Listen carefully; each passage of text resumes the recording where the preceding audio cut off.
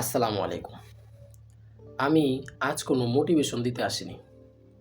আমি আজ সত্য কথা বলতে এসেছি।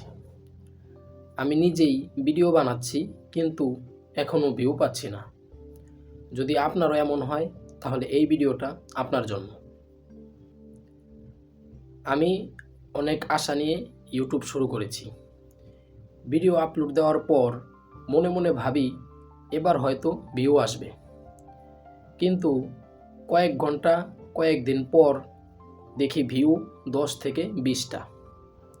তখন সত্যি বলতে মনটা খারাপ হয়ে যায়। অনেক সময় মনে হয় আমি কোথায় ভুল করেছি। অন্যরা সবাই ভিউ পাচ্ছে আর আমি পাচ্ছি না। এর কারণটা কি? কিছুদিন পর আমি বুঝতে শুরু করলাম, ভিউ না পাওয়ার পেছনে ইউটিউব নয়, আমার নিজেরই কিছু ভুল আছে। প্রথম ভুল, আমি ভিডিওর শুরুতে মানুষকে আটকাতে পারিনি। দ্বিতীয় ভুল, থাম্বনেল আর টাইটেল ঠিকভাবে দেইনি। তৃতীয় ভুল, আমি নিয়মিত ছিলাম না, যেটা ছিল সবচাইতে বড় ভুল।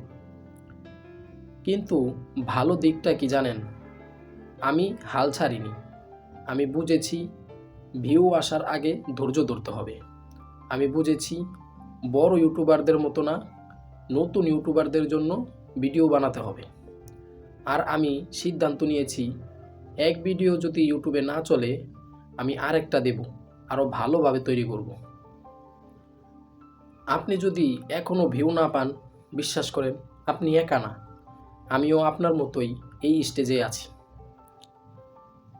আপনি যদি নতুন ইউটিউবার হন, তাহলে আমাকে কমেন্টে লিখে জানান। আর আমি হাল ছাড়ব না। এই চ্যানেলে আমি আমার পুরো ইউটিউব জার্নি শেয়ার করব, চাইলে পাশে থাকতে পারেন। ভিউ না পাওয়া মানে আপনি ফেল, এটা না। এর মানে আপনি এখনও শিখছেন।